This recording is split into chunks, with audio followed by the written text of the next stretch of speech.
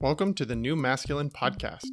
This is a place where masculine identifying people come together in community to disrupt outdated models of masculinity and together construct new models for our way forward as men. As a special note, while this conversation is between men, this podcast values all beings and seeks to create positive impacts for all. I'm your host, Travis Stock. I am a master life coach, an equus coach, which means I often partner with horses when supporting clients, and I'm a teacher. In my coaching work, I am passionate about the balance of masculine and feminine energies in each of us, regardless of gender. I seek to help others nurture a relationship with both types of energy, which often leads to a greater sense of wholeness. And yet what I found in my work with men is that many of us have been taught messages about what it means to be a man by first teaching us to avoid anything that is associated with the feminine. That avoidance leads to few experiences of intimacy, emotions outside of anger, vulnerability, or even a sense of belonging. Striving to comply with these models of masculinity has many of us feeling isolated, ashamed, unworthy, afraid, angry, and depressed. That's why I started this podcast, to bring men together who are ready for something new, something more whole. My next guest joined the New Masculine conversation first as a listener when he was sent the premiere episode by a shared connection between us.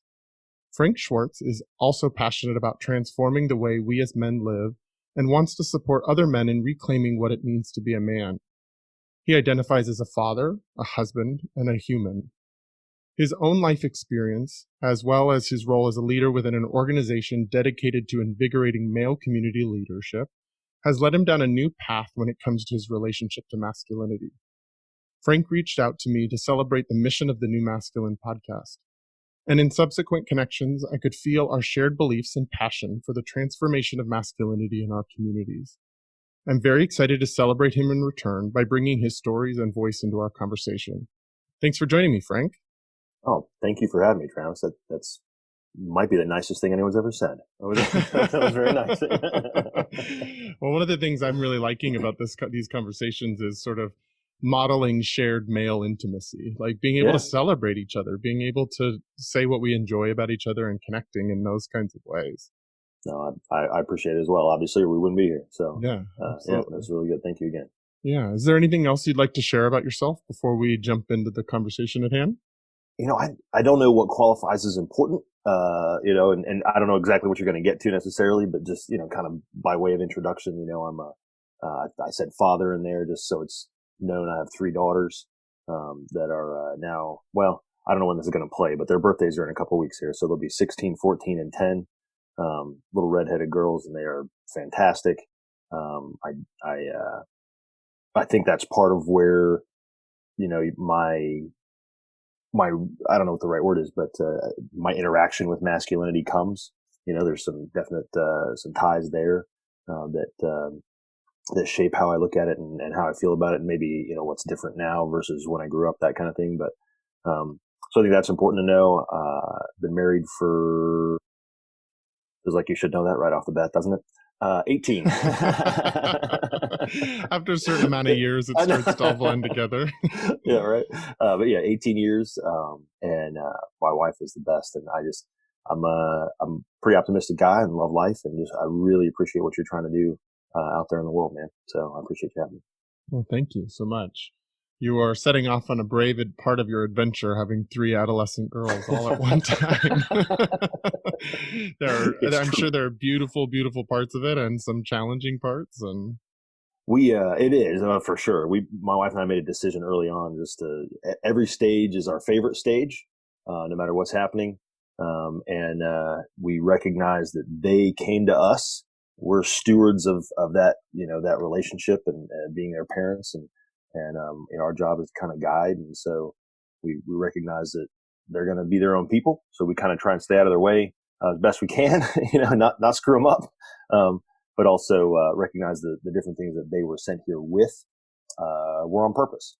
And so, we try and figure out how do we use the skills and the talents and the natural abilities, as well as the natural personality and different things like that, to help them to be the best people they can be, in their own world, and instead of saying, hey, this is how it is, right? So I love that perspective on parenting. I love that there's a sort of commitment between you and your wife around committing to what this stage is right now and not arguing against reality. It shouldn't be like this. They should be different. Like that you actually just commit to this is what it's Right. about.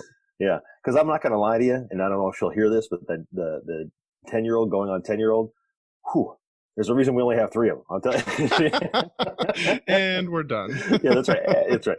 And she hears this, and I'm never. Yeah. Yeah. No, but yeah, no, she's a very different girl, you know, and Mm. so it's really important on our part to try and keep a perspective of, hey, she was sent here as this very strong-willed, extremely independent, very opinionated young woman, and we think that's going to serve her well later in life. But man, you know, it's tough. It's tough when you're trying to get a room clean around there. You know what I mean? Yeah, totally. Well, I think it'll come up later in our conversation, but I'll be really interested to hear because I've had another guest on the podcast talk about what it's like to raise a teenage boy right now in this phase and how his ideas around masculinity, how they're shaped and changed and how he's teaching them. And I'd be really interested to hear as this conversation goes on how your fathering of 3 daughters, how that impacts your stories around masculinity. I think that'll come up as we go, though. So, excellent. Yep. I'm more curious right now in the very beginning to hear about your stories with masculinity. So when you look back at the stories that you integrated as a child about what it meant to be a man or what masculinity was, can you tell me a little bit about those stories? Sure. So, I mean, I think a lot of those things get shaped, obviously, from, you know, parental roles, familial roles, and the men that are in your life. Again, I hesitate a little bit because, you know, my dad's still alive, so you don't want, and if he hears this, so I really want to make him upset, right? But my dad is, I think, is what you would maybe, really most of the men that were in my family. You know, I've got an uncle who's a Navy SEAL. My grandfather, my mom's dad served in the military. My dad served in the military. My brother serves in the military. So, you know, which typically, you know, has sort of a very hyper masculine sort of view, I guess. You know, we that's how we kind of view them as, oh, they're this, you know, very manly, very, you know, get things done. You know, everything has purpose and order, and, you know, we're hard driving kind of guys, right? And for me, you know, a lot of it was around achievement and things like that. My dad, you know, very high achiever, was an oral surgeon, one of those kinds of things for us. And I think that some of the things that happened you know, in our home as kids, just, you know, it was to say that he ran a tight ship was probably a little generous, right? You know, it was a very heavy-handed at times kind of a thing, and certainly my grandfathers were the same way. You know, you see basically all the men in your life, that's kind of how they run their homes, because with this military background and things like that, that's sort of, especially old school military guys. Yeah, you know, totally. My dad's now 83, and so, you know, way back when, that was very much how it was viewed. I think there's, you know, it's a little bit different today, but, you know, especially back then, and really not just in the military, but the social norms and mores of their generations even were much more of a, you know, male dominated, male domineering kind of a way of looking at things. And so I think that's where a lot of, you know, my perception and understanding of what a man was supposed to do, you know, how he was supposed to act, how he was supposed to relate to women, how he was supposed to relate to other men around him. You know, better or worse, and none of these things will be judgments. They really will just be observations. But I think I could probably count on one hand. I'm 44 now. Probably count on one hand the number of times my dad apologized for anything. I'm sure that I've maybe seen him cry once or twice ever, you know, and not that that's bad necessarily, but it's what shapes the, you know, my perception, my understanding as a kid of how that ought to go and what masculinity is about and what it's like to be a man. What I hear in all of that, some of the things I pulled out was sort of this heavy-handed approach to sort of control and rigidity, achievement mindset, like that men achieve things, high achieving kind of people, and a lack of willingness to apologize or admit when was wrong, or to show a level of vulnerability through emotion. For sure. Oh yeah, no, yeah. I would say that's all very much on point with kind of how it was. So. And so, growing up, having those things modeled to you, are those traits that you tried to embody as you were developing into the man that you've become? It's interesting. I'm glad you asked it the way you asked it, because I think many of us, I know for myself anyway, sometimes you just sort of default. You said try to develop. I don't know that I tried to develop, some of these things. They just sort of got baked in there to some degree. You know what I mean? I don't know that I was real conscious or cognizant of how I was doing things or what I was doing. There was a lot of, well, we'll just be very transparent here, right? There was a lot of anger, a lot of rage.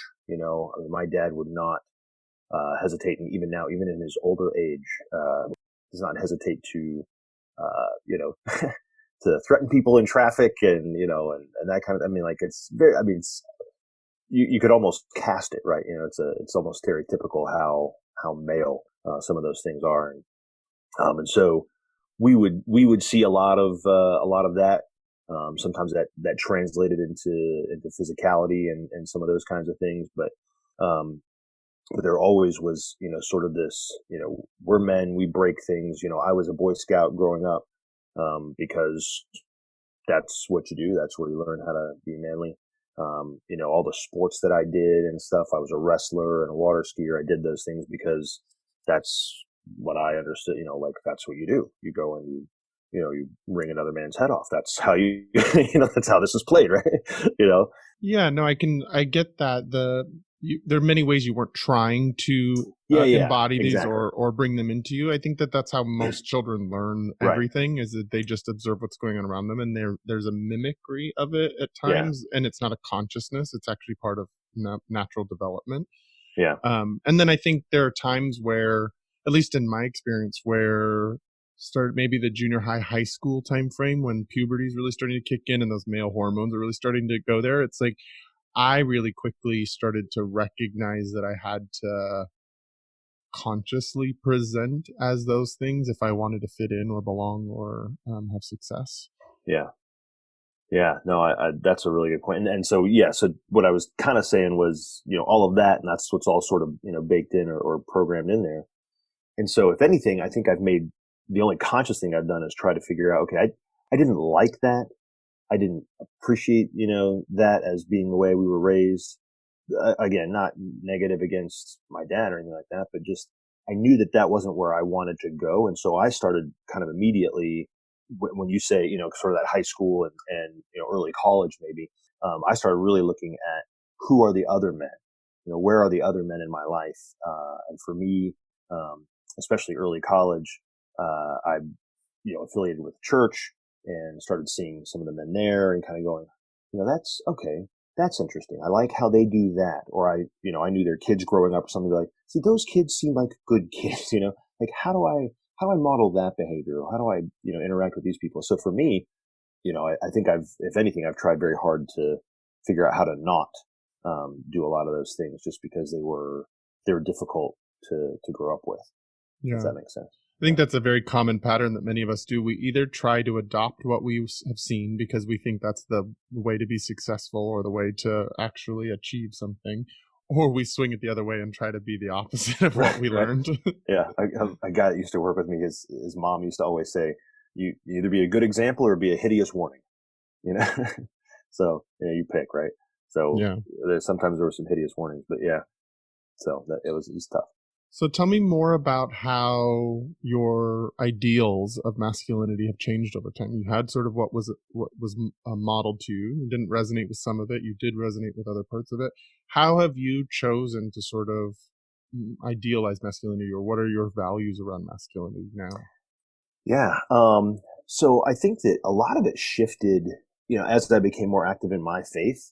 Just I think that's somewhat a natural outcropping, and not that everyone needs to do that, but for me, as I continued to understand what I believed to be a heavenly father, right? So a spiritual father versus an earthly father, and try to understand the characteristics of those things. I think that helped some to sort of shape and say, oh, maybe, it's not hard charging, everything must get done. We do everything on a schedule. Maybe it's a little bit more about sort of this gentleness and meekness and love, and kindness and those kinds of things, right? And so even, so early college, graduate school, early marriage, all that kind of stuff, even leading up to, the last just 4 or 5 years, right? I've thought about those things and worked on those things. And then really, kind of the reason I've changed a lot of the way that I feel about this stuff came because, I guess I just got permission in my head. I joined a group called F3, which, is a men's workout group.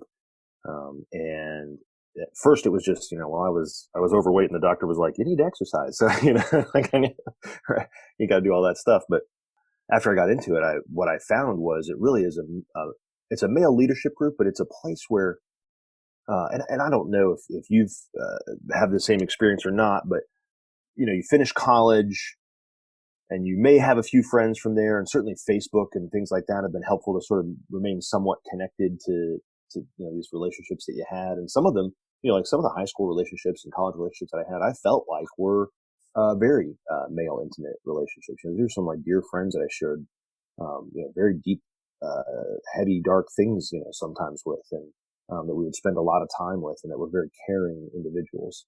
And so you have that to some degree, and I think some of that's because you're younger and it's maybe a little more acceptable, in society or whatever. But then, you get a little older and you get married and you're focused on other things, and pretty soon you look around, you're like, man, I got some guys I hang out with at church, I guess. We have them over to the house, and I don't know. Usually I'm hanging out with them because our wives are friends, like, or our kids are friends, or whatever, right? And so going to F3 started putting me in a position where I was like, oh my gosh, like I get to have friends, like that's allowable. Like I'm allowed to have friends, and what a concept. I know, right?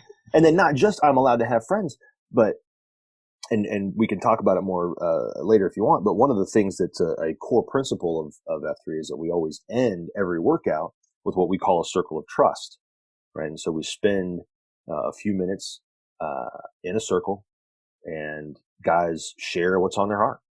And we've heard everything from, I mean, you name it. We've had guys that their kids have committed suicide. We've had guys, they're just struggling in their marriages. It could be anything, my grandma's sick, or, whatever it is, right? And they share that in that circle. They're a little bit vulnerable, and they open themselves to allowing other men to hear and see what's happening in their lives.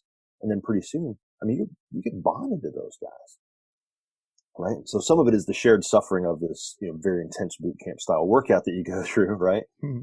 But a lot of it also is still, it's very much because we spend that time, and it's a very intentional time to spend and talk about. Like, I'll give you an example. A guy this morning, the workout that we did is kind of a benchmark workout. So every 6 months we do this just to kind of see, hey, did you get any faster? Did you get any better? Whatever. And this guy says, 3 years ago, my daughter was born prematurely by like 10 weeks. And we weren't really sure if she was going to make it.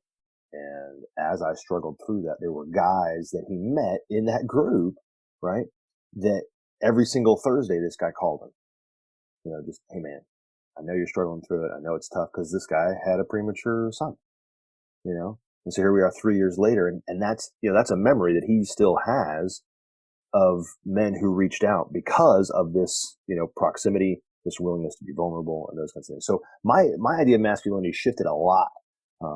Even just 5 years ago when I kind of affiliated with F3, because, now I look and go, there's not a single, now look, there are some very physically fit individuals and guys who are, what you would look at and go, that's a manly, right? Stereotypical manly dude, right? And we give each other idiot nicknames, and, these guys are clearly, again, what you would think of as sort of alpha male, type people. But, brother, you get them out there and 45 minutes of working out together. And then at the end of that, sharing that time together. And then outside of workouts and outside of that time, finding ways to connect and to really, again, just kind of share that deep part of our hearts and what's going on in our lives. And how do we navigate this? I don't know how to raise 3 daughters. Nobody's told me how to do that.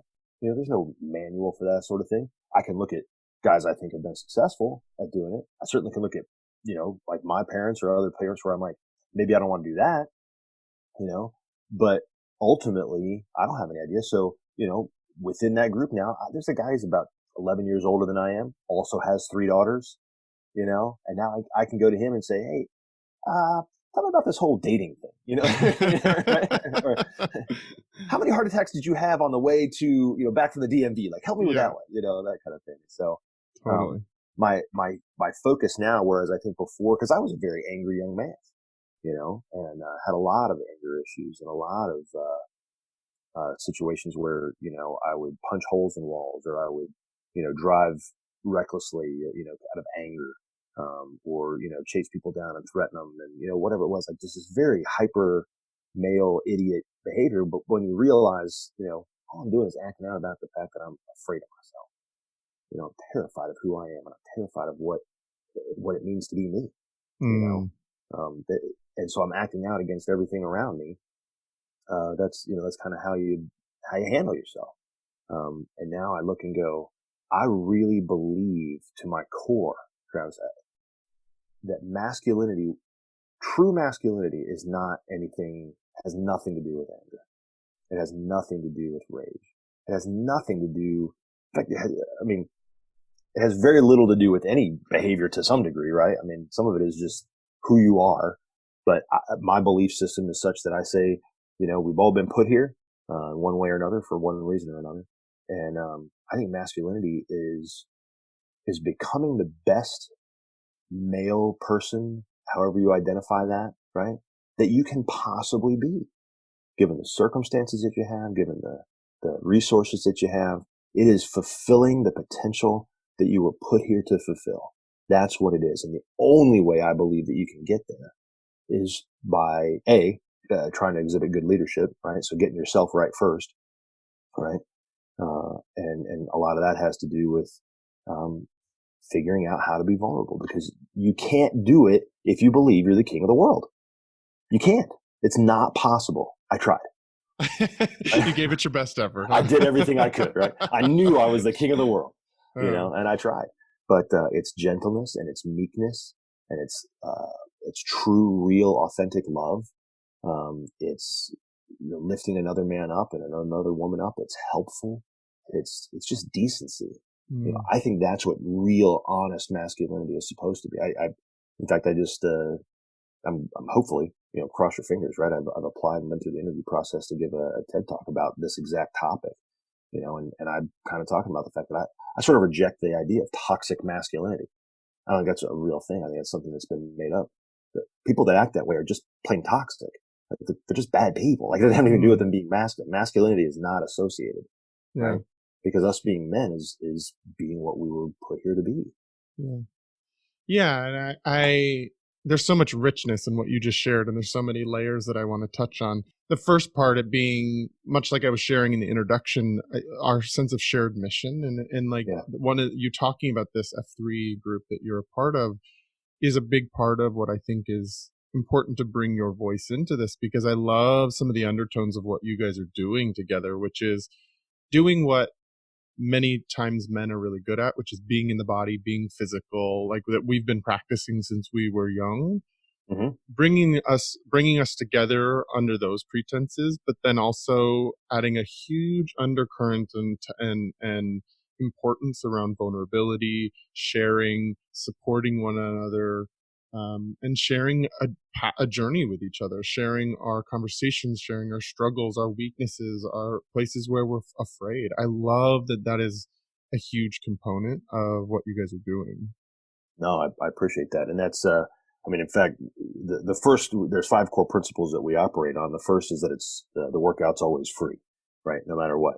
And some of that's just to make sure that we lower that barrier to entry. But the second core principle, that we are very dedicated to, is that it is open to all men. And we literally mean all men. And because if you think about it, Travis, if we're going to be a leadership group, which is what we purport ourselves to be, yes, we plant, grow, and serve these workouts, right, as sort of the magnet to draw men in and to put them in a approximate area to one another so that they can have these interactions, right? So it's under the auspice of the workout, yes. But if we are a leadership group, the only way to be effective as a leader is to actually, genuinely love the men and women that you've been called to serve. Mm. There is no other way to do it.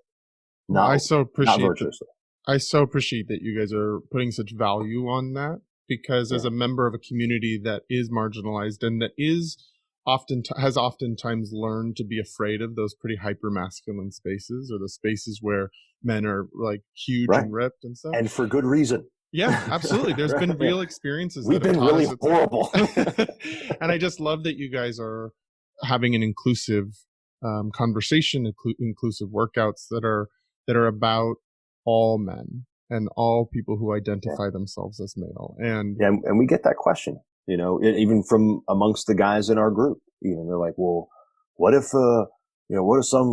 some girl walks up but she says she's a man? Can she work out with us? And we're like, well, brother, did she say she was a man? Yes. Well, I don't know what to tell you. Then she's a man. Work out. I don't know. We just sort of figure, if they're willing to subject themselves to the idiot behavior and the hard workout and all that kind of stuff, we ain't gonna beat you up about it, right? You. Well, I love that. I love that there's a respect for people's ability to identify themselves and not have to go based on the perception of others. They can identify themselves, and I love that it's part of that. One of the things I want to swing back to was, as you were talking about the part of you in the time of your life where you were quite an angry person, and how the fear of self was such an important part of that. Can you say more about that time frame in your life? Sure. I think, at those ages, right? So at this point, I guess I'm 16 to call it 20, somewhere in there, right? 21, something like that. I think that I felt, just not a good anchor. There was no place that I felt anchored to. Some of that was because I didn't really identify, I guess, with the way that my dad, was raising us. I didn't understand it. I didn't like it. It was difficult, or whatever. And so I didn't necessarily feel like I had a close, we did a lot of things together, but I don't know that I felt like I had a close emotional relationship, with him. And then not knowing that it was okay to go to other men even and say, hey, I'm, raising my hand here. I feel a little lost. I feel a little sad, whatever, right? Sure, you can go to therapy, but that's, that carries its own set of, stigma, especially at that time in life, when you don't know any better, right? That's actually an okay thing. And so I think I just, with not feeling grounded, with not feeling anchored, with not having any kind of, I don't want to say moral compass, because I think I was a decent enough person to other people. I wasn't like mean to everybody, but I could not control, I had not prepared myself adequately, and I could not control my emotions, and they would just spill out all over the place, all over all the time. And a lot of that, I think that anger that was in there is because I didn't understand how to be me. I didn't understand how to be a man. I didn't understand how to be Frank Schwartz, and I felt like everything that I did was always being judged, or I felt like, everything that I did was under scrutiny. And, and some of that was, again, how you get raised, or just the society you find yourself in. Right. But I think a lot of it really was just this kind of empty sort of feeling of who am I, and how am I supposed to interact with this world around me, And so, it was just tough. Yeah, I hear that. And it's so interesting that you were saying that you didn't really have control of your anger. And yet, so for so many of us as men, the easiest and one of the only acceptable emotions that we're allowed to exhibit is anger. And that's where you turn to. It's what was modeled to you, and it's what you turn to as a way of coping with the unanchoredness, the unknowing how to be self, the fear of self, all of that kind of stuff. Yeah. No, it's very true. In fact, I mean, it's funny because some of it's modeled, in the people around you, and some of it's like my dad. We watched war movies growing up. That's what we watched. Those were his favorite kinds. That's what we watched. Or we watched UFC fights, a lot growing up, and not this, the way it is now, where it's like, hey, we actually have padded gloves. Like there's some like rules. Like he got into it. My dad loved it, and he loved watching violent movies, and he would admit that to anybody, and didn't see that as a problem. And at the time, I was like, well, I guess this is what we do, Yeah. And I think so. Some of just even the socialization of having that as, these are other examples. You don't know them, but there are other examples of what, masculine men are supposed to be. And so we pound each other's faces in, we shoot at each other, whatever it is. Right. And look, I'm not, hey, if you're a boxer and that's your thing, brother, you want to pound somebody's face in, you guys want to share a hug after it's all over and done, and you're not doing it out of anger, it's sport to you. Yeah. Knock yourself out. Don't hit me. Yeah. I'm very fragile, I don't want to be hit in the face, But so I think a lot of it was those kinds of things as well. Yeah, I really hear that. And something that as you were talking, that came up for me was that I was playing that out in my own experiences of what I chose to do, as I had also seen anger, and I had also experienced men being angry. What I chose to do was the opposite of it. So remember, we were talking earlier, like, we either do what was modeled to us or we try to go the opposite way. I tried to avoid anger at all cost within inside of myself. And I actually, now I didn't have language for it at the time, but I spent a lot of my 20s depressed and melancholy. And instead of allowing myself to feel the anger that was present, that was a bit more fiery and had more energy to it, that didn't feel safe. And I didn't trust that it could be used in a healthy way. And so I funneled it into sadness and depression and almost sort of more victim-y kind of behavior. And so it's interesting to hear your story of, like, you kind of leaned into the anger for a while and had to pull back. And I sort of funneled it down something that felt softer. It was like anger itself and internal despair, but not willing to put it out there into the world. I think that's funny. interesting. We both knew it was a terrible idea. Oh, yeah. Right? We both recognize that this is not how I'm supposed to act. This is not how I'm supposed to be. Correct. But just no way to figure out, like, what do I do? How do I handle this constructively? How do I handle this in a way that, because I think anger's a thing. It's a total thing. Can't not be angry. Like, sometimes you get angry. Things happen that cause you to have emotion in your, and you go, angry, right? I mean, so it doesn't make any sense to deny that it's there or try and pretend like it's not there. But it also doesn't make any sense to be like, well, I feel it, so I'm going to just spill it out all over you people. Right, exactly. Having no sense of understanding of its impact on others. And I think, didn't care. Yeah. And I think that that's so true, that we can't avoid it. We can't ignore it. And I think that's a common misconception in a conversation like I'm having with people is that, oh, we just have to be these kumbaya kind of men that never feel angry and that are never frustrated. And that doesn't feel true to me. And I actually just think that many of us haven't had any models of what healthy anger is. We've had this sort of destructive, tear things apart, scorch the earth around us kind of anger. We haven't seen it used in ways that can actually be constructive and that can actually grow things, and that can actually be the birthplace of passion and the passion to change something that's not working. Well, it's funny, you're talking about that. You think of the leadership that we see in our world right now, in our country, and I'm not. We're not here to talk politics. I'll tell you that. Right? But you see a lot of those kinds of things. You see this, the angry tweet storms that happen from any number of, whether that's political leaders or whether that's business leaders or whatever it may be. Right? That's the way that we let everyone know that we're in charge. We're the powerful animal here. Is by being angry and by beating everything else down around us and stuff. Like, it's so common anymore that it's almost, as you said, it really is almost an expectation that's of course that's how you would be. Right. Yeah. And I'm not here to have a political conversation either, but I also think it's really important to acknowledge part of why I'm starting this podcast. There is a lot of energy out there in the universe right now and in our country around that type of anger, that kind of destructive anger, that type of power, taking power from you and keeping it for myself kind of anger that's present. And so it's not about necessarily political parties, but it is about, there's this culture around that's acceptable. Yeah. And when you were talking earlier about sort of that not prescribing to the language of toxic masculinity, I don't really use it very often either, because I think it automatically puts people on the defensive, and it automatically disconnects the ability to have a conversation with another man because there's already a judgment and a criticism in there. Yeah. But there are places where where it's become acceptable for men to act in certain ways. And I think that's the label that's being used out there. And I'm trying to have conversations that have a little bit more psychological safety in it for us as men to be able to have conversations about what's not working. Mm-hmm. But I think what you're pointing out is that in some ways we've said it's okay as a culture for this kind of behavior to happen. And nobody actually feels safe with it or feels good with it. No. And yet we're saying yes to it anyways. Right. It was just like when we were kids, and you're saying I retreated into myself, not healthy. I outburst, not healthy. But everyone recognizes this is a terrible idea.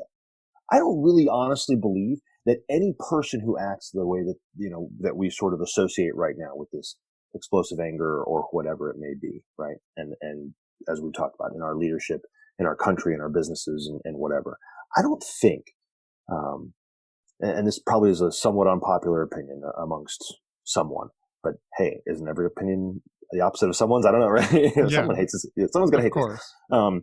But I don't believe that those people are bad people. I don't believe that they want to act the way they are acting. I think they have been socialized to do it. I think they have learned that that's adaptive to keep their little person inside safe, from criticism or from ridicule or from fear or from whatever it may be, right? So we work very hard to put up any number of walls. And for me, it was a lot of emotional walls and a lot, everyone knew, that Frank was nice to a point.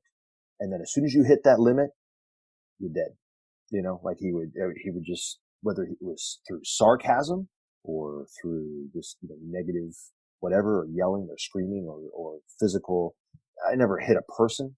But we, throw things around or slam doors, or whatever, right? You knew that was how it was going to be because we didn't push past this point, right? So I don't really believe that even at the highest levels, I don't think those guys want to be that way. I think they've been trained to be that way. They train themselves to be that way. And at this point, they may be too far gone. I don't know. I like to think no. I think any man can change if he really wants to. Some are going to have a lot more work to do than others.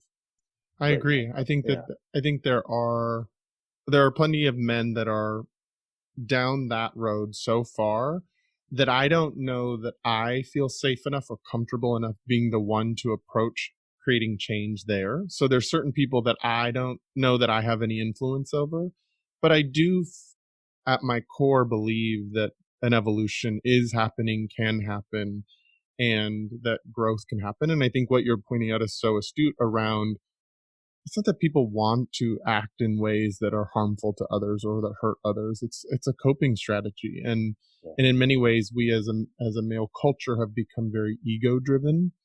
And you were saying sort of we'll come up with any protective strategy or wall to protect that little ego. And in many ways, our egos are so delicate because we've spent so much time trying to avoid those feelings. And so there's not that resilience and that ability to take a hit to the ego and recognize that that doesn't mean I'm worthless and don't have value. It means that something happened that triggered me. Yeah. I mean, and the thing I tell my kids all the time that they get sick of hearing, which is a lot of things, but, that was a joke. But the things, one of the things they get to hear all the time is, events are neutral. An event is just an event. It just is a thing that happened, and you have to put the value on that one way or the other, whether it was a good thing or a bad thing or a scary thing or, or upsetting thing. And actually, in, some of the research that's out there, right, when I was in graduate school, we learned about that, your brain fires in much the same way, whether you are terrified, whether you're exhilarated, whether you're, happy or excited. I mean, a lot of the same things are happening on a chemical and electrical level in your brain. And really a lot of what happens is that context you put around it, right? And so, what happens, I think, is we feel something, we don't have the proper context or the proper understanding of what is happening.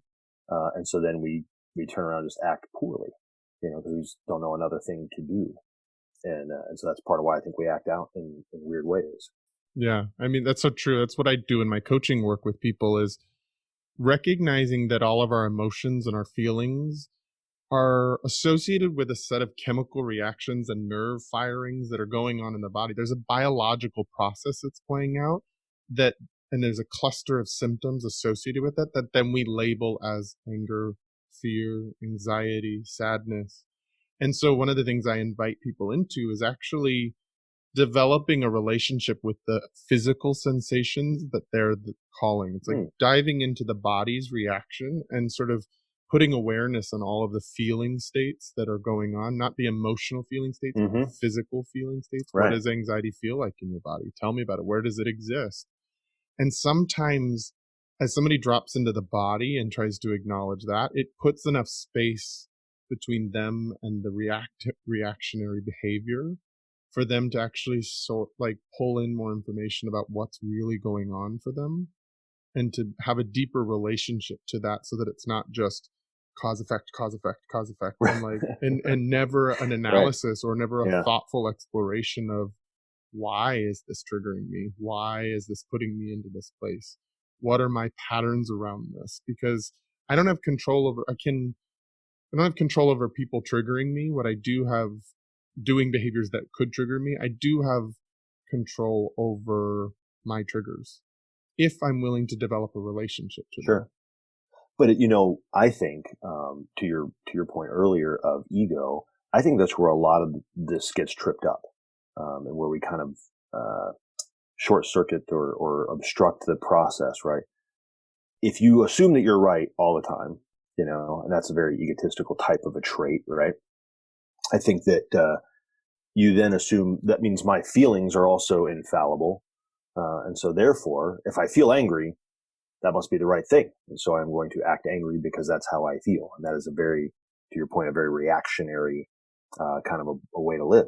And that's just, that's not going to get you anywhere. It just really isn't. And it's just going to put you further and further down this hole of thinking you're the king of the world, thinking that the world's out to get you, being very protective and very fearful and just angry and, whatever those negative emotions are that kind of live way down deep in there.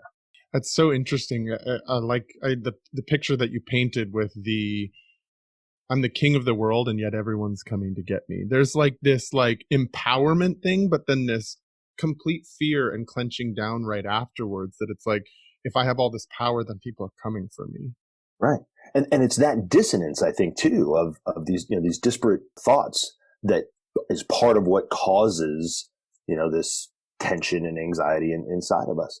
And so for me, I think that the thing that has helped me the most to get out of that space in my head and to get out of those feelings that I had really has been what I would kind of refer to as submission and surrender. And for me, it's God. For another person, it might be the universe or just the connectedness between people. Even whatever that greater thing is that a person submits to and is willing to sacrifice for, and as I continue to find a place to submit myself and to, as it's been put in literature, C.S. Lewis, if you've ever read any of that, but he talks about death of self, and I put my own desires aside. And that's another F3 thing, right? We talk about living third. You put spiritual being, whatever that, again, for me, God, for whoever, it's whatever it is, but putting that first, putting everyone else, second. And there's a particular order how we believe that ought to go, starting with your spouse or significant other, going to kids if you have them, then to the people that are most proximate to you, and so on, right? But you put that higher power first, everyone else second, and then you live third. That's your job is to figure out how to be humble and submissive, and that is I know as very culturally anti-masculine, right? We're supposed to be in charge. Yeah, we're supposed to be the dominant person. We are alphas, in our world. And I'm here to tell you, brother, I tried it. Travis, I used to say things like, this was, 7-8 years ago or whatever in my business. that, between the hours of 8 and 6, I'm a trained killer. I will stand on your neck and you will give me money. That's how that is how I believed I was supposed to interact with the world. And that's what I did. And we made a fair amount of money. We did okay, for a long time. And then my belief is that, eventually that catches up with you. Yeah. And it all kind of came crashing down around us. And I know when I heard to talk about that, but it was that ego and that hyper, again, it's a way of being that I thought was masculine and manly and supposed to be the way that I am, cause you start looking at, oh, okay, well, I recognize I'm not supposed to be, I don't like this anger thing. I don't like controlling others or whatever, but I sure do like watching these guys that are successful, as the world would put it. These guys have a lot of money. One form of success, which is Yes. financial success. Yeah. And I appreciate you sharing that in many ways, in order to line up with that version of success that was touted of how men are successful, that in many ways you had to adopt sort of a pretty violent outlook on things. Even if it wasn't physically violent to others, but you hear that language? I'm going to stand on your throat. Like, that's right? pretty I'm violent. A trained killer? What in the world are you talking about? Right. Like, who is this person? But that's what I said. Do not bother me between the hours of 8 and 6, brother, because I will eat you alive. Because I am here to dominate the competition. Blah, blah, blah, whatever. I mean, just garbage when you look at it. Was it your faith that helped bring you out of that? Is it leaning into that piece? Is that what you were saying? Or what were the key moments that brought you out of that pretty violent? Yeah. So I think ultimately that is what did it. I didn't recognize it. I thought I was doing the right things. In fact, I thought I was complying with what I believed to be God's will for me. Interesting. Because I thought, well, of course he would want me to be wildly successful because then I can use all that money to bless his children. Right. Does that sound like anyone that have you ever watched a televangelist show? I don't know. You know what I mean? Like, I don't want to say they have it wrong because look, I'm not them. Maybe that is what God wants for them, but I'll tell you, it didn't work for me. I can tell you that for sure. Right. I believed that in my heart. And when I reached a certain point, I said, well, all right, God, clearly I've got this nailed. So, what do you got next for me? Like, I'm just going to keep building this thing and crushing the world and dominating everything because I'm, God loves winners, I guess. I don't know. I guess that's what I thought, and it's embarrassing to say because I was a grown man. I feel like I should have known better at that stage of my life even, but I think I was clouded very much by my own ego and my own desire to prove to myself, prove to my dad, prove to the world that I was something, that I was worthy, that I was worth something. Yeah. And the realization that comes after, some years of struggle and some pretty, depressing and tough times, and I'm talking, this is just over the last 5 years, right? Coming out the other side of this and going, oh, it's actually not that. In fact, if anything, it's almost the opposite of that. If you put anything above higher power, everyone else, and then you, like, if you screw that order up at all, it's my feeling and my belief is that I put myself in a very precarious place, emotionally, socially, in other ways, by mixing up the order, by putting myself before any of those other things. Yeah. I think you were living what I think a lot of men are doing, which is trying to earn value in what they do and in their work and in the provider role. Yeah. And yet how that leaves out the complete being, the being that is connected to something beyond you, the being, in your case, that in your belief system that is connected with God, that was brought here by God. It's only the doer, not the human being. Right. And I think that's a huge challenge. And I think that it's hard to see beyond that even as an adult, because it's what was modeled to us. We've actually never really been given another opportunity to see another way of doing it. Right. I mean, that is what is modeled for us in our society 100%, male, Mm-hmm. female, or otherwise. That is what we look at. And I feel like there's particular pressure on men a lot of times, particularly if they are the breadwinner in their home, right? There's a lot of pressure to say, well, you're supposed to succeed. And this is one of the things I love about F3. Number one, when we look at our what we feel is what we call relational rhythm, the proper relational rhythm. Because to say that it's balanced doesn't make a lot of sense, because you can't really put all these things on one side and one on the other. Like work-life balance is a strange, I think, misnomer. But when we look at the rhythm that we should have with our relationships, work actually is the outermost ring of the target to us, right? We look and say, again, significant other, in my case, my wife, in other cases, somebody's husband or partner or whatever it might be, right? So that significant other is the most important relationship that you have. And you focus on that first and making that work first, and make sure that that is accelerating in a way that you both are on board with, right? And then you go a ring out, and it's your kids, a ring out, people around you, a ring out, some sort of mentoring relationship. And then way out on the outside, that's when you start thinking about, talking about work and thinking about, the sustaining relationship, right? These others are transformative and sacrificial, and they're, those are the words we use to describe these relationships, kind of in this inner part of this target that we talk about a lot, is our concentrica, is the made up word that we have for it. We have a lot of made up words. Concentrica. Okay. Yes. Yeah. A lot of made up words. But it's a series of concentric circles, right? And so if you think about that as a target, you don't have no idea how many arrows you have left in your quiver at any given time in terms of energy or time or any of those kinds of things, whatever resources you have. And so you ought to be shooting as many of those arrows toward the center of that target as possible, because that's the relationship that's going to make the most difference for you in the long term. Right? That committed long-term relationship, whatever it may be, is where you need to spend your energy. Then you look out past that and so on and so on. Work being the one that should get the least of your good energy. You don't need to hit that one as much. Yeah. But we do it completely backwards, especially as men.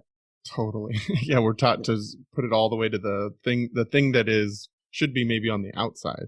Right. Yeah. So something I really appreciate about, as I'm listening to you talk, is the way in which you own what's true for you or what's important to you in your life, but you also leave space for others to have a different experience. I hear that in the way you talk about your faith. When you talk about God, when you talk about faith, you also then follow it with, and other people can see it differently. It can be the universe. It can be the interconnectedness. It can be anything, that your belief in what you believe is not denigrated or taken. There's no power taken away from it by acknowledging that others can view it differently.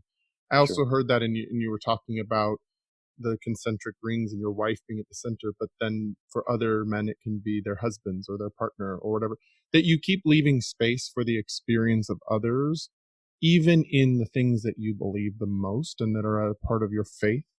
That there's not a scarcity model within you around like, there's only one way of believing, and if you don't believe it this way, then there's failure. It's like that you leave so much space for others to have their belief systems, and I really value that, and I think it's such an important thing that I want to see men doing more in the world of, is believe what you believe in it wholeheartedly, live it, all of that stuff, but also leave room for others to believe the way they believe. No, look, I'll tell you, I believe that. And I think I believed it intellectually, most of my life. And I certainly gave good lip service to it. Right. But being an F3 and particularly associating, and I'm going to drop his name and plug him, right. Associating with my friend Dave Redding, who's the guy who's the founder of F3. He believes that. Now he has a very, very specific, and some would say probably narrow worldview. But he also, the way that he always says it is, I have strong opinions loosely held. Right? Love that. So he can easily be convinced, and persuaded. Now, understand he's a very, very skilled commercial litigator, so it's pretty tough to persuade him. But it is possible. It is possible. He's open to it. It's yes, likely, he is open but to it. Yeah. But I think just being an F3 and learning from him as well has shaped a lot of how I look at this, because I think again, from a lip service perspective, was more than willing to say, oh, sure. No, I love all people. Oh, no, I accept gay men. Sure. That's no problem. I get all that. I've got gay friends. That's always my favorite. Like somehow I can't be homophobic. I've got one gay friend. Right. Exactly. Yeah. Right. And you kind of go, okay. I mean, I appreciate that, but does that really mean you accept them? Do you really accept who they are and what they believe, that it is completely and maybe polar opposite of what you believe, and can you guys exist in the same space together? Yeah. Tolerance and acceptance are very different things. Very different. Very different. I'm not really interested in tolerance. Yeah, me neither. You know? I don't. No, I'm serious. Like I know it sounds weird, but like I don't need your tolerance. You know, I've been patronized my whole life by people better than you. You know, Yeah. You know, and I find that's what it is. I find it to be a very empty and kind of false way of approaching people. Mm. You know, either we accept them and really honestly love them and identify them and accept them as, again, my belief system, but as legitimate brothers and sisters of a single creator in my case, but I don't care how you get there. The fact is, and the science backs it up, we are connected. You know, we do have common ancestry, whether you like it or whether you don't like it, you know, like, so you go back far enough and Travis, we're related in some way, right? Yeah. And there's science to back up that particles that were created from one thing, that as they separate, they still have an entanglement, even across huge, vast amounts of spaces. There's so much science to back up our interconnectedness. Right. And that violence that we put on others always comes back to us. I believe that it comes from a very deep misunderstanding of who we are for real and where we fit in the universe. We call it in F3, we call it the answers to the what. You know, what am I doing here? You know, what happens to me after I die? And what does that mean about how I ought to live here, you know, while I'm here, right? And I don't care what those answers are for you. You know, it's not interesting to me to any great degree. I'm interested that you feel like you have answers to those questions, because I believe that if you really have a sense of where you came from, what you're doing here, and what legacy you leave after this, essentially, right? So what happens after I die? Well, a lot of people might show up in a room and they may or may not sing some songs, and I don't know who, you know, I don't know. I'm not gonna be there. You know, doesn't matter to me. But what did I leave behind? And in terms of my legacy for my kids, for the men and the women around me, you know, that kind of a thing. Like, when you can answer those questions with some comfort and confidence, I think that's when you're on track. Yeah. Well, I want to just thank you for being a part of an organization and for being a leader in an organization that is really valuing sort of that male intimacy piece that brings men together to share, to be vulnerable, because it sounds to me like that's been a really transformative part of your life, is to bounce ideas off of other people. And it's actually where you've been able to find that place of moving from tolerance to acceptance and really loving people. And I think that is so needed at this time with men, is to actually genuinely love people rather than be at war with people in every interaction. Yeah, no, I couldn't agree more. And that's, again, that's one of the things that I really value and love about what we're trying to do. When Dave started this thing, he didn't go out thinking, you know, all right, I know how men are supposed to be, and I'm going to prescribe to all of them exactly what to do and how to do it. You know, all that kind of stuff. It was I know I'm miserable, and I have discovered through his military experience, through his own personal experience, through his litigation experience, you know, he discovered and said, and really through his personal relationship with God, he really, you know, honed in on, here are the things, and it's very stoic in nature. Like, if you go back and read some, you know, like Marcus Aurelius, some of those kinds of things, you're like, like, that sounds familiar, right? You know, so it's got a little of that, you know, just, these are just fantastic, principles for how to live life in a loving, open, accepting way. And what he realized, because he was in a similar fashion, I think, of, you know, in fact, he had it written on a piece of paper. And I don't think I'm doing him any injustice by sharing this, because I think he would. He had it written on a piece of paper in his wallet. You know, my job is to obtain, maintain power, and procreate as often as possible. That was his life mission, you know.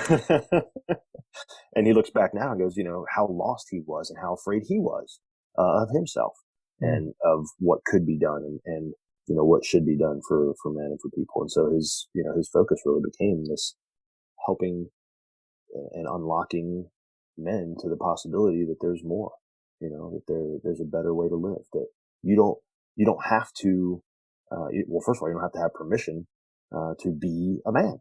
You don't need permission to act nice. You don't need. It's okay. Like, here's all the permission you could possibly want. Here, I give it to you right now. Boom. Right. I'll hand it right over. Because all the things that we have believed, the stories that we've told ourselves, what he refers to as goo nation, this gooey, sticky, everyone has to be, we all have to be perfectly nice to one another, which really means we actually just sit in contempt of one another because we're not actually accepting. It's all tolerance. Yeah, we're not actually real or authentic with each other. Right. Yeah, it's perverted, Mm-hmm. from what actual love is. We're not loving anyone by treating them in that sort of patronizing way, right? And so that's really the basis of kind of the foundational stuff of what we're trying to work with, because we have seen it. Travis, I wish I could tell you, we have seen it transform, not just in our own personal lives, but I watch it in the lives of, the thousands and thousands of men who come to the workouts and spend the time. I mean, these guys, men who before would have acted just like me, angry, lashing out, all that kind of stuff, because we're stuck in our little bubble and we're unhappy about life. We didn't like the way our life turned out. We're afraid of ourselves, whatever the things might be. These guys now, they spend inordinate amounts of time and money figuring out ways to serve their communities better. And that's everything from, they might do food drives, low hanging fruit. That's pretty easy. To, there's some guys in Greensboro that are trying to build a playground in a less fortunate neighborhood, at an elementary school there. Why? Because they work out at that elementary school and they spent time there and they go, you know what? This is a forgotten neighborhood. It's a historic neighborhood in Greensboro, and we're tired of it being forgotten. We're tired of it being left behind, and we're going to do something about it. And that's what they do. And so they're spending their time and their money to raise funds and awareness and all that kind of stuff to build a playground and we're going to take that neighborhood back. We're going to revitalize it. We're going to work with those people that live there to help them to, perpetuate this idea that, hey, we're not forgotten. We don't have to be forgotten. And all the way up to there's talk right now, of a guy who, we started to work out at a homeless shelter, started to work out at a drug treatment facility and, residential facility, right? They started workouts there and now they're looking at, these guys do okay while they're in the program. And then as soon as they get out, they end up relapsing, which is the story. They're like, what we need to do is we need to create community for them, someplace safe in between getting out of here and getting into, more mainstream, society. Right. So they're talking about buying a hotel and providing it at low cost to those residents and having guys to mentor the men that are there, to help them be accountable, to help them, stay away from the dangerous things that they've been involved in. I mean, like, these are not things that normal guys do sitting around, on a Friday night drinking beer, watching the game. They're like, what we ought to do, Bob, is, like, that doesn't happen. Right. Yeah. The reason that it happens is not because we're so smart. It's not because we have some amazing formula. It's because we figured out a way, stumbled on it, really. I mean, Dave had the same objective when he started the workout as I had joining the workout. And that was, I don't want to be fat anymore. I mean, that was the start, but that vision of what it became, where guys now, we put them in proximity to one another. We let them be vulnerable with one another, and boom, amazing things happen after that. Yeah. It's that sense of community and the desire to finally improve your community and to be to like actually recognize that you are a vital part of it and to make a difference within it is so important. And I think it's so in alignment with what I'm doing with this podcast is bring men together. Let's tell our stories. Let's be vulnerable. And let's let that inspire us to change things and to bring more men together that are ready to do those kinds of things so that it does become more the normal. Yeah. Yeah. This is the one that I think really, and this happened just a few months ago, that it really kind of hit home for me and that's why when I read what you were doing and I think you're doing it, man. I think this is the right thing to do. I think it's bringing these ideas and thoughts and people more proximate to one another through a podcast, right? To share these ideas and believe in each other. Because I really want the best thing in the world for everybody. That is what, I mean, it used to piss me off when people did well. I hated that. especially if it was someone that was my competition. I hate, it'd make me so mad. I get so frustrated. Like, well, why can't I have it? Why did they get the business? I didn't, and now I 100%, I look around and go, I hope like heck you get rich or famous or whatever it is you're shooting for. Cause I just know what peace feels like now. Yeah. And that's what I really want for these guys. So real quick story, just to kind of point it all up, is I'm driving down the road. I see somebody stopped on the side of the road, right? So I pull over to try and help, just see what's wrong, right? Could be anything. And it's a African-American woman. Her looked like maybe her mother and then her daughter in the back seat, right? And I get out of the truck and I start to walk back to say, hey, you guys need some help? And, you never know how a person feels. Like, oh, here's a man approaching our car. Like, this may go poorly. It may go well. I don't know. And I'm about 3/4 of the way back to the car, and the woman in the passenger side, the younger woman, hops out of the car and she goes, oh, thank goodness. And I said, what's that? And she says, Travis, she says, I saw your F3 sticker and I knew I would be safe and I knew that you would help. And it hit me. And I was like, you know what? What if every time a man got out of a car, that was the thought they had? What about that? I'm all about that. Right? I'm all about creating that. Yeah. Because that's my experience. Is I actually do have a lot of women in my life, and if I listen to them and if I listen to my own feelings, there's very few of us actually feel very safe with each other as men. And many of the women, if they're the single woman in a room full of men, they don't really feel very safe. No. And so there's that immediate pullback, which is, I think, based on real life experiences that have taught us it's not safe. And yet, let's be a part of the transformation of masculinity so that it becomes it's not the norm to assume lack of safety. It's actually the outliers that are creating that, but that there's a whole group of us and a majority of us that are those safe helpers. Yeah.